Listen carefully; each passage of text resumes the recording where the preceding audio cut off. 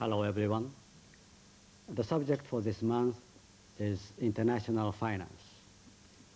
The international finance is always a rapidly changing and very exciting subject, although it is a little bit difficult and somewhat elusive, particularly to a non-expert like myself. There are, however, many important issues in this area, such as the relation between yen and the dollars, and also the accumulating debt problems of the developing countries. All of these matters can affect our economy and our daily life as well in a very major way. So we would like to talk about this subject, and hopefully would like to gain more knowledge about this important area. The guest today is Mr. Owen Erickson. Mr. Erickson is the general manager of the Bank of America with his responsibility in Japan and Korea. He is also senior vice president of that biggest bank in the world. Mr. Erickson, it's certainly very nice to have you in this program.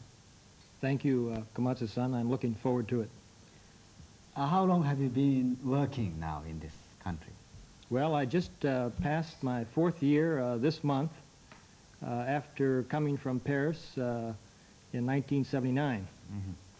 Could you tell us about your personal background briefly for the benefit of the viewers? Surely. In many respects, I suppose you could say I have a typical American background in that I was born in a small town in the Midwest of the United States, a town of a population of 700 people. Mm-hmm. And I was educated in this area and ended up at the State University, finishing with a degree in business finance in 1961. And you entered Bank of America right after graduating from university? Yes, basically I did. I had a little wanderlust in me, so I wanted to travel around the world a little. So I spent 1 year traveling in Europe and North America before settling down to working lifetime employment with Bank of America since 1963. Mm-hmm. Why did you choose this career as a banker? Well, that's, you know, today I think graduates are always trying to find themselves. They want to find the career that suits them best. But basically, I was looking for a job that would take me around the world, and also one that would keep me interested in current events, news items from around the world. And it just seemed to me that banking was one area that seemed to be interesting, but quite frankly, when I went into it, I didn't have a clue of what it was all about. Now, Bank of America, I guess, has been established in this country for quite some time. And our relation with the bank is always very important, both in terms of individual as well as its business. We visit bank almost, not necessarily every day, but very often. However, in spite of the fact that Bank of America has been in Japan for a long time, and it is actually the biggest bank in the world, it is less known to the Japanese public in general. So what actually have you been doing in Japan? Well, I'm glad you asked that question. We have a different operation here than we do in the U.S., where our principal market is in California. In Japan, we deal exclusively with the large corporations, the multinationals, but also some of the domestic corporations who do not do business outside of Japan. So you do not deal with consumers directly? That's correct. We do not deal with consumers directly. We feel that the Japanese banking system already more than adequately takes care of that. We do have 4 branches, however. Besides Tokyo, we have an operation in Yokohama, in Kobe, and Osaka. So your customers are all the companies, in other words? That's correct. So you provide funds for them for their international activities and so forth? We provide funds, but I think that more important than that is we provide expertise in certain areas. We quickly learned, coming here in 1948, we quickly learned that to establish ourselves here, we had to, what we say, bring something to the party. And by that I mean we have to bring an added value, an added idea, something new here to this market, whether it's the idea of standby letters of credit, which Bank of America, I'm very proud to say, did bring in the 1950s, or the idea of the impact loan, or leverage lease, something that is unusual for this market at this time, but something we have practiced elsewhere in the world. So you have no plan of going into consumer individual banking business in this country? Well, we don't at the present time, but you know how the world changes very fast, so we always like to keep our options open. I believe such activities of yours in the international finance is one of the factors affecting the exchange rate, for example. And the relation between yen and the dollars has long been a matter which has attracted lots of attention and sometimes cited as one of the major causes of trade problems between the two countries. We are not quite sure how that exchange rate of the yen versus US dollars in this case is determined. Could you just briefly explain how that relation is determined? Well, I will try, but I'm not sure I can adequately answer that. And I'm sure there are many experts out in your viewing audience that certainly have a better idea than I do. It is a very complicated situation, but certainly you could start out with the premise that exchange rates are set in a free market atmosphere, and that the major influential factor really is the interest rate structure of a currency versus another currency. Right now, if the interest rate, prevailing interest rate in the United States is higher than in Japan, then the money naturally flows to the United States, and that will tip the scale in favor of the dollars. Is that how it works? That's correct. If it's a completely free market and there is no intervention on either side of the water of the two countries, then with high U.S. interest rates, yen would flow out and seek higher interest rates. Therefore, the U.S. dollar would become stronger vis-a-vis the yen. Then the interest rate in the United States has been quite high in the past several years. Then in that case, it is only natural that dollars are getting more valuable. That's correct. However, there is another factor involved, and that is maybe the interest rates in Japan are too low, because in Japan, interest rates are basically set by the government. And therefore, one could argue that maybe it's the interest rates in Japan that are too low, and the interest rates in the U.S. are normal interest rates. My personal belief is the truth lies somewhere in between the two. Why the interest rate in the United States so high? I remember it used to be much lower. I remember a dozen or so years ago, the interest rate in the United States is among the lowest in the world. But now it's definitely almost the highest. That's correct. Again, probably an economist could certainly do a much better job at answering this than myself. But suffice it to say that in the late 1970s, the U.S. government decided that it was more important to fight inflation. You will recall at that time, inflation in the U.S. was getting into the double-digit figure, and it was worrisome to a number of people in financial circles. And the U.S. government, basically led by the Federal Reserve Bank, decided that they had to take steps to hold down inflation. And one way to fight inflation is to hold down the money supply. So this is what they did. They watched the money supply figures very closely and monitored it, and actually by their action kept the money supply under a certain cap. Now, doing this, obviously, with the demand of funds growing each year, both by the government and by private parties, corporations, this pushed up interest rates. I'm asking you about these problems because these are the subjects that the businessmen are always very much concerned with, and also very much talked about too in international conferences. For example, the discussion very often revolve around the yen-dollar relations, and many people say that the undervalued yen is the major cause of the current trade imbalance between the two countries. Do you tend to agree to that? Well, I would say it's one of the causes. I'm not sure it's the only cause or even major cause. I think there are a number of major causes, if you will.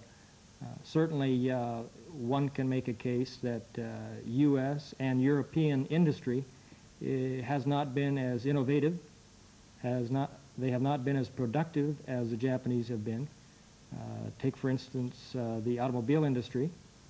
The Japanese manufacturers are delivering a product of quality and good price, and the consumers like it.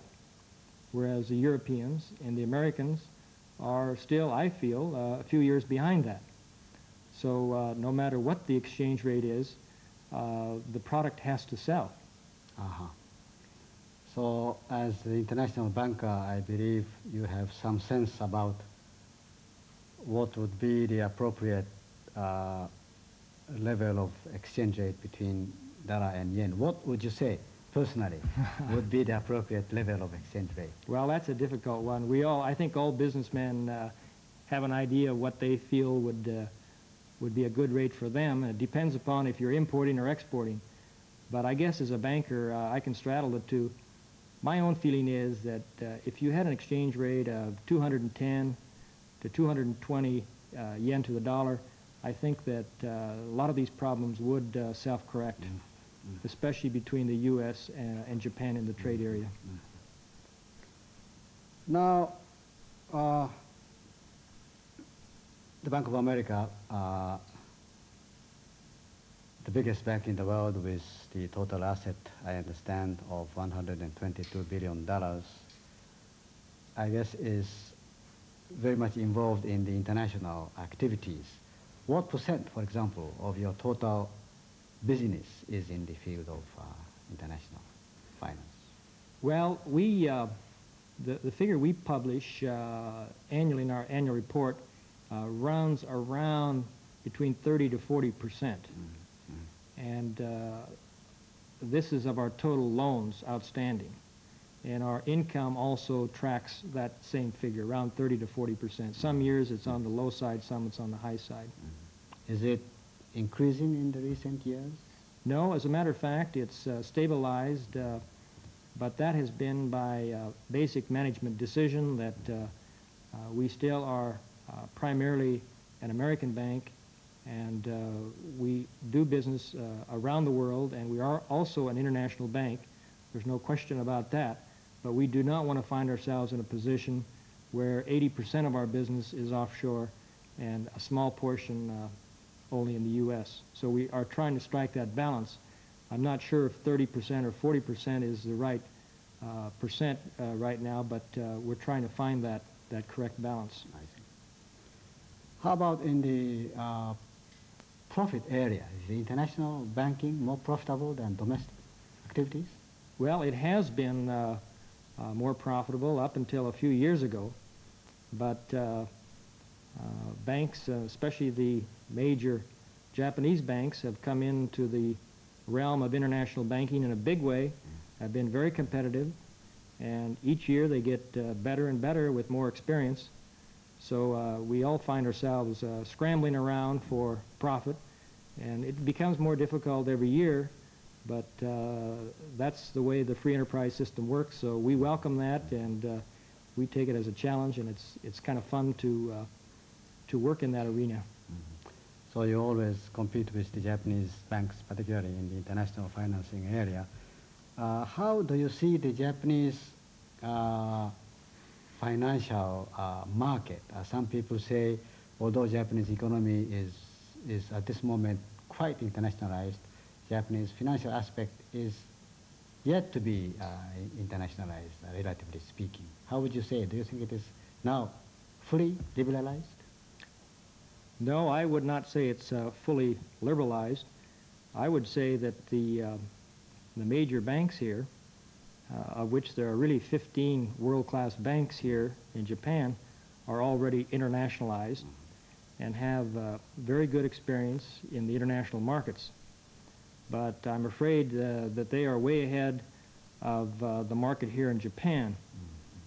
I still see the market here in Japan as pretty much local and still having problems growing and expanding because of certain practices that haven't changed.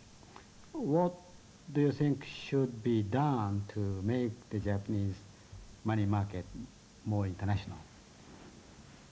Well, there's a series of steps that can be taken, and certainly I'm not preaching to the Japanese government. I think they're the bureaucrats in the Japanese government are among the most competent that I've seen anywhere in the world, and I would say rank up with the French bureaucrats, which also have a very outstanding record. But I think that if you look at the financial markets in London and in New York as examples of free markets and look at the results that they have brought about, you can see some of the things that the Japanese authorities can do. For instance, opening up a local banker's acceptance market for yen, a local commercial paper market. There are a number of things that, and I'm sure they will happen. It's only a matter of time. Japan is the world's second largest free economy. It's awash in funds right now, even though I'm sure the newspapers don't say that because it looks like the national debt problem continues to be a worrisome issue.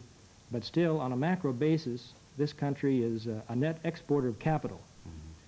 And therefore, you need to have better market mechanisms to move that capital around. And the banks here, the financial institutions, I believe also need more elbow room, more opportunity, more flexibility in funding themselves and moving the funds between cash-rich areas and cash-need areas. So you look forward to that development. If the Japanese market will become more open and internationalized, your activities here would become more interesting. Is that correct? Well, I think they would become more interesting, and not that they're not interesting now. We find it very interesting. We built up a very nice niche of business over the last 36 years since we initiated our first branch in 1948. We're very happy with our business here, but we all like to grow, and I think both Americans and Japanese in the business area, we all have this big appetite. We want to grow, we want to develop, we want to move ahead. We're never happy with the status quo. Well, you earlier referred to the international debt issue briefly, and this problem of the accumulating looking debt on the part of the developing countries is very often said to be very serious. For example, the total amount of debt outstanding on the part of the developing countries at the end of 1982 was $620 billion, which is certainly a very colossal amount.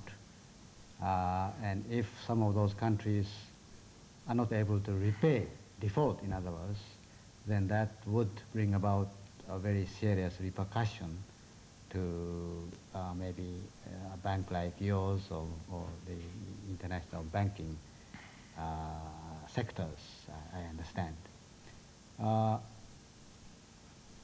Some of these big data countries like Brazil, Argentina, and Mexico used to be the countries that were very promising, with rich natural resources, with very spacious land and so forth. About 10, 15 years ago, these are the countries that were supposed to develop very rapidly. What happened there? Why did they become suddenly so dangerous place from the viewpoint of the international finance? Well, Komatsu-san, I think a number of factors happened, any of one of which may not have been a troublesome problem, but taken together, they added up to become a troublesome problem. You can start out with the oil reduction. Price of oil reduced some $5–6 a barrel back in 1979, and countries like Mexico, bankers were counting on increase in price of oil to help that country along rather than a decrease. At that time also, the worldwide recession continued to bite in, and exports of these countries dropped. A third factor would be the high interest rates, especially with the dollar. And most of these countries were funding themselves through the U.S., well, I shouldn't say the U.S., but the Eurodollar market. And these high interest rates of 12, 15, even 20%, again, was working against them. So you take all these factors together, and they came merged in 1979, 1980, and really surfaced in 1981, 82, and came home to roost, you might say, really in the summer of 1982, when Mexico was the first one to step up and said they just could not pay the interest on maturing debt. Well, so it was the combination of various factors. That's right. Was it very difficult for you to foresee that kind of situation? Well, I think hindsight always is able to look back and say, well, I could have predicted that. That was easy to see. But I would have to say, no, I don't think many banks or many financial experts really did foresee this. I think that, unfortunately, we're mostly we're like sheep.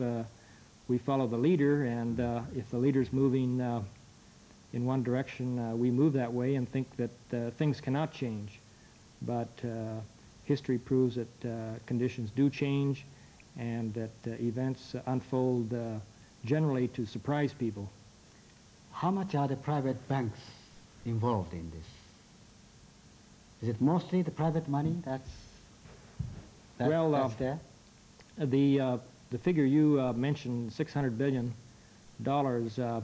I don't think there's any real clear-cut published figure of how much is private banks, but certainly a big portion, whether that's 50% or 40%, I'm not sure, but it is a big number. Private banks have really played a role here, you might say, in helping the developing countries and helping the transition from a low energy cost world to a high energy cost world, and I believe got caught up in this transition period, and through no fault of their own, when the factors emerged together to make it difficult for these countries to repay, that they were caught in this trap.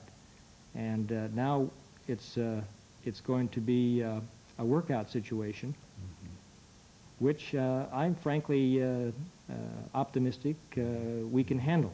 I see.